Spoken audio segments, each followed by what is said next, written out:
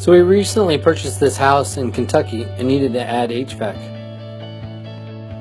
So we chose to add mini splits and used Ingram's Air for our supplier. Here you can see the mock-up of the Cassette. Now we are fully committing to the location of this unit. No turning back now with a hole in the ceiling. Holes in place and the headers are in. The Cassette has been mounted from the top. Adding the faceplate cleans everything up.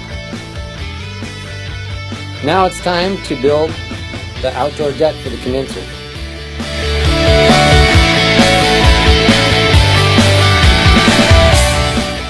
Big shout out to LG and Ingram's Water and Air for their great support. System works amazing.